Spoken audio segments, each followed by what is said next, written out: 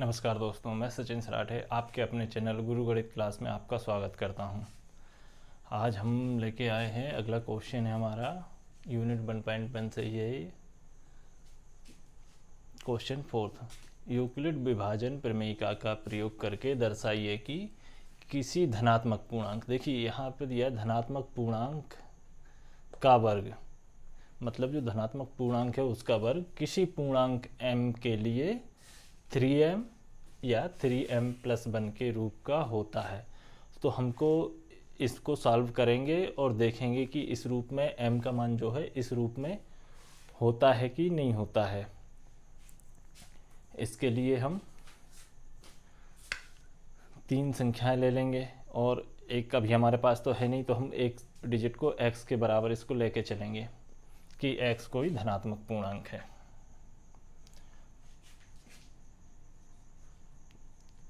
माना कि x कोई धनात्मक पूर्णांक है। और दोस्तों अपन इसको इत्मीनान से सॉल्व करेंगे। थोड़ा बड़ा पड़ जाएगा लेकिन कोई दिक्कत नहीं है। इसमें बीच में इक्वेशन बदलती जाती है, कैसे करना है वहाँ पे ध्यान रखना है इसलिए, और पूरा ही देखना पड़ेगा इसको। वीडियो को आप पूरा देखिए, स्किप मत करिए, नहीं तो समझ में नहीं आएगा। पैसेंस रखना पड़ेगा थोड़ा। तब यह कैसा हो सकता है? तब यह q 3q+1 या 3q+2 के रूप में इसको लिख सकते हैं। तब यह 3q या क्या 3q+1 या 3q+2 के रूप में लिख सकते हैं। अब दोस्तों हमको ये 3 संख्याएं यहाँ पे मिल गई हैं, q 3q+1 और 3q+2। हम इनका स्क्वायर करेंगे, स्क्वायर रूट निकालेंगे इनका, मतलब इसने कहा है ना कि वर्ग, तो वर्ग निकाल के देखेंगे उसकी वैल्यू इतनी या इतनी आती है कि नहीं। इसने कहा इसी रूप में है, तो हम आगे इसको करके देखते हैं। अब जहाँ q क्या है हमारा, जहाँ q एक पूर्णांक है, लेकिन कैसा पूर्णांक है? धनात्मक पूर्णांक है। जहाँ q एक धनात्मक पूर्णांक है। यहाँ तक क्लियर है। अब हम देखते हैं इनको एक एक से हम वर्ग लगा के देखेंगे। सबसे पहले हमारी कौन सी डिजिट है? 3q है, तो 3q को लगाएंगे हम। कैसे? 3q, इसने कहा है ना कि वर्ग इतने इसके रूप का होता है। कितना? वर्ग का है तो हम वर्ग करेंगे, क्यों कहता तो हम क्यों करते। तो वो और कुछ पूछता है, m का मान कुछ और होगा। यहाँ पर m का मान सिर्फ उसने या तो 3m होगा या 3m+1 के रूप में होगा। चलो तो हम इसका करते हैं। ये आ गया इसका वर्ग। वर्ग का मतलब क्या रहता है? इसका इसी में गुणा, मल्टीप्लाई, मतलब इतना गुणित इसका ही 2 बार गुणा। वर्ग का मतलब 2 बार गुणा, 2 की घात है तो 2 बार गुणा, मतलब स्क्वायर लगा है तो 2 बार गुणा। अब गुणा कैसे करते हैं इसका? ये दोनों सेम डिजिट का सेम में ही होता है, मतलब नंबर है तो नंबर का नंबर में होगा, और अल्फ़ाबेट है तो अल्फ़ाबेट का अल्फ़ाबेट में होगा। तो 3 का 3 में हो जाएगा तो कितना हो जाएगा? ये 9q, 9, और q का q में होगा तो q स्क्वायर। और इसी को हम कैसे लिख सकते हैं? 3 × 3q², ऐसा हम इसको लिख सकते हैं। अब यहाँ पे हम देख रहे हैं कि जो ये 3 है, आगे वाला 3, इसको मैंने लिखा, और इसको 3q², इसको मैं m मान लेता हूँ। तब हमारी एक वैल्यू आ गई ये वाली, जहाँ बाकी को हम लिखेंगे। हमने किसको एज्यूम करा के इसको मान के चला है, जहाँ m बराबर कितना हो गया हमारा 3q स्क्वायर। ये क्या है हमारा, एक धनात्मक पूर्णांक होगा, ये धनात्मक पूर्णांक है। अब दोस्तों मैं इसको इरेज कर देता हूँ, फिर हम कंटिन्यू इस पे करेंगे। हाँ तो दोस्तों हमने एक डिजिट तो हमने ले ली थी 3q, अब हमको क्या लेना है 3q + 1, तो उसका भी स्क्वायर करके देखते हैं क्या आता है 3q + 1 और इसका स्क्वायर। जब इसका स्क्वायर करेंगे तो इसका भी मतलब क्या होता है, मतलब इसी का इसी में मल्टीप्लाई गुणा होगा 3q + 1 और 3q + 1। इसको हम इस फॉर्म में लिख सकते हैं, हमने गुणा करेंगे तो गुणा करने के लिए ऐसा करा। अब यहाँ पे इन दोनों ब्रैकेट का गुणा कैसे होता है, तो इसके लिए हम देखेंगे पहली डिजिट लेंगे और इस दूसरे कोष्टक में पूरी डिजिट जितनी है, यहाँ पे 2 हैं 4 6 8 जितनी भी होती हैं सब में मल्टीप्लाई करते हैं।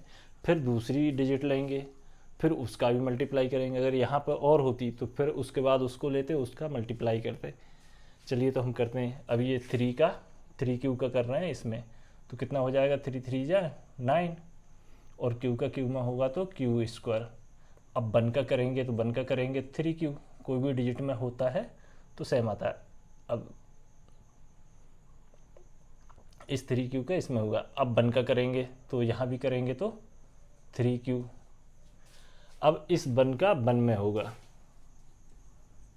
तो ये 1। एक बार और समझ लीजिए इसको, इसका करेंगे पूरी में तो 3 का 3 में किया तो 3 3 जा 9, q का q में होगा तो q स्क्वायर।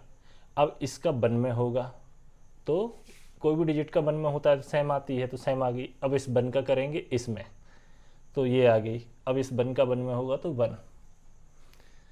अब इसको हम जो प्लस हो रही हैं उनको प्लस कर देते हैं। तो यहाँ पे पहली वाली क्या है 9q स्क्वायर, ये दोनों q वाली हैं, ये स्क्वायर वाली थी इसलिए अलग रह गई, और ये दोनों q वाली हैं तो ये प्लस हो जाएंगी। 3q और 3q कितना हो गया 6q + 1। अब इसमें से हम देखेंगे कॉमन लेके, यहाँ पे हम देख रहे हैं दोस्तों कि इन दोनों को ले लेंगे, ये दोनों डिजिट सिर्फ यहाँ से यहाँ तक। इन दोनों में से क्या कॉमन आ रहा है, इसमें q है इसमें भी q है, q कॉमन आ जाएगा। और इन दोनों में क्या सेम है कि एक ऐसी डिजिट देखते हैं कि जिससे दोनों में डिवाइड हो जाए। तो 3 से इसमें भी हो रहा है, 3 में से इसमें भी हो रहा है। अगर 2 लेंगे तो इसमें नहीं होगा, तो इसलिए ऐसी डिजिट लेते हैं इसके लिए कॉमन के लिए कि इन दोनों में डिवाइड हो जाए। तो हम क्या ले लेंगे 3 और q कॉमन ले लेंगे।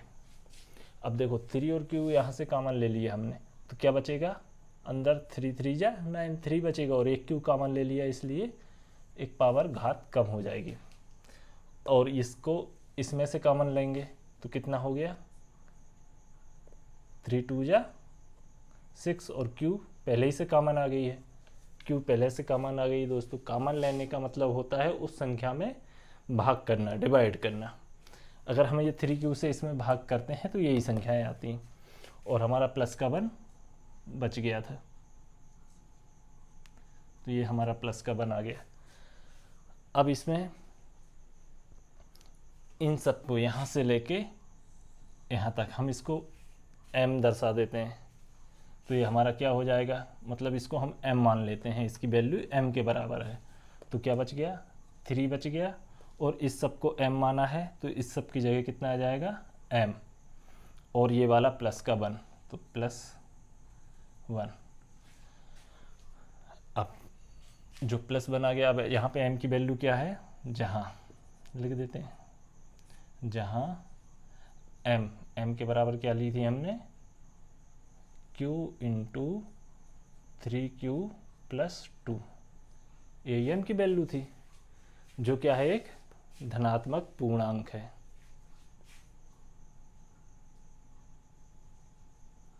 जो एक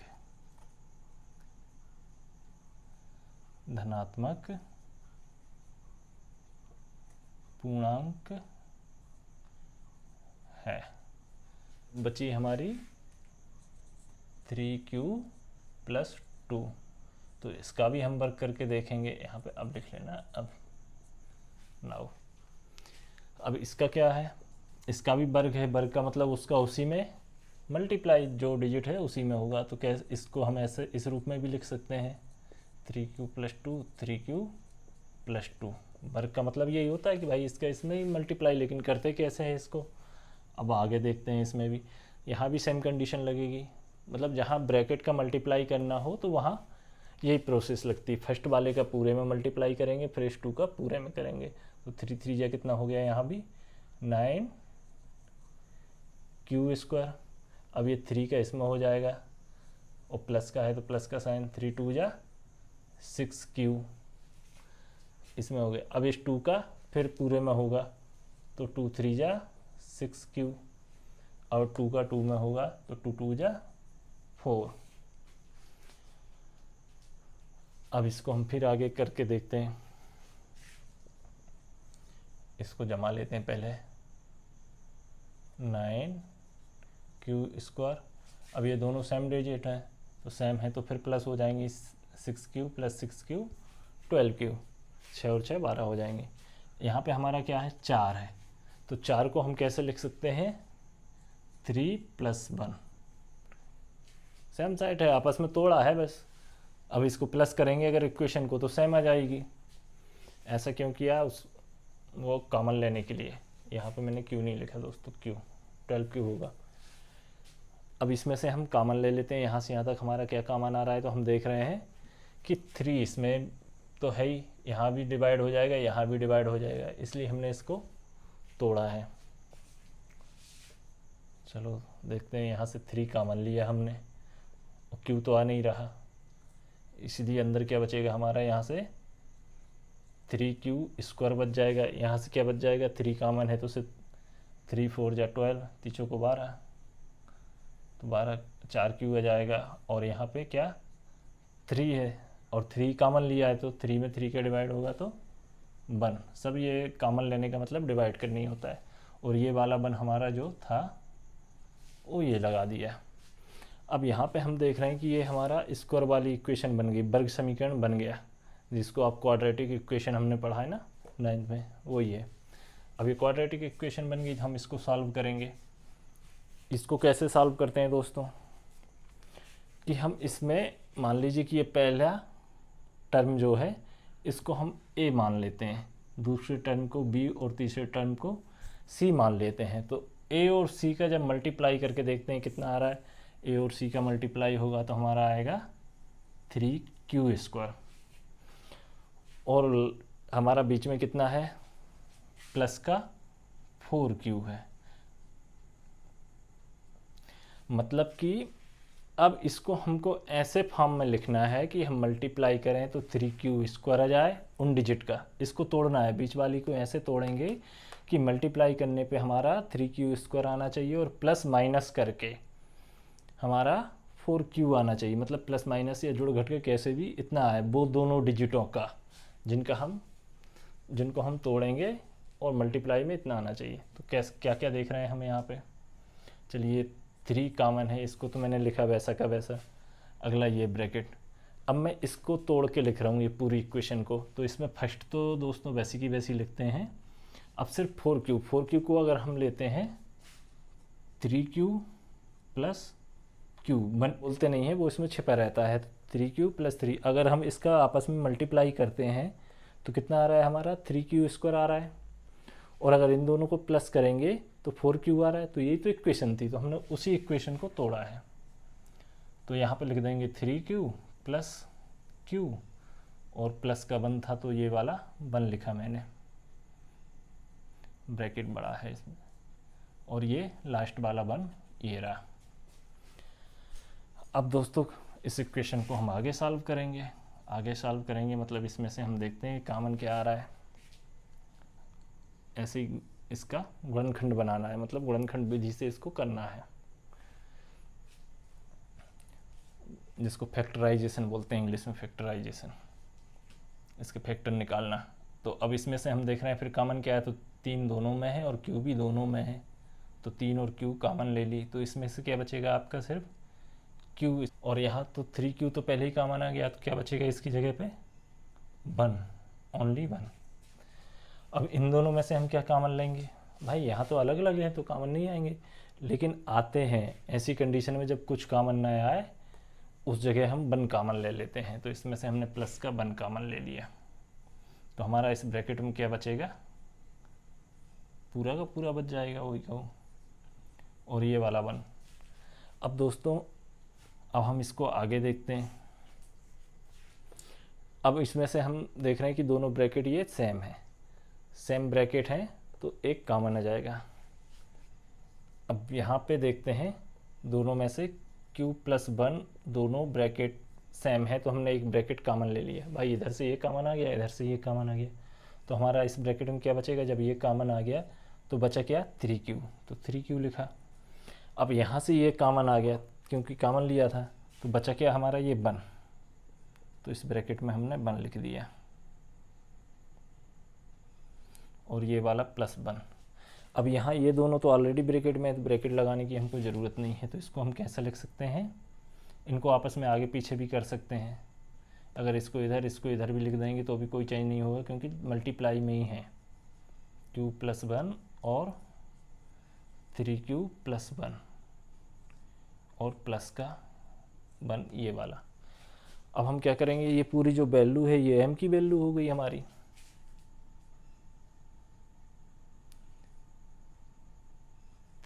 m प्लस 1, जहाँ m बराबर क्या हो गया, हमारे दोनों ब्रैकेट हो गए q प्लस 1 और 3q प्लस 1। m की वैल्यू है जो एक क्या है हमारा धनात्मक पूर्णांक है, एक धनात्मक पूर्णांक है, पॉजिटिव इंटीजर है। अब दोस्तों यहाँ पे हम देख रहे हैं कि ये हमारा क्या बन गया 3m प्लस 1, और वहाँ भी एक इक्वेशन हमारी बनी थी 3m प्लस 1, और एक क्या बनी थी 3m ओनली। तो जैसा इसने कहा था कि m की वैल्यू, m का मान 3m प्लस 1 के रूप का होता है या 3m के ही रूप का होता है, तो हमने यहाँ पे देखा तो उसी रूप में है, इसलिए इक्वेशन हमारी सिद्ध होती है। इति सिद्धम। दोस्तों चैनल को सब्सक्राइब करें, मेरे वीडियो को लाइक, शेयर और कमेंट करें कैसा लगा। Thank you for watching the video.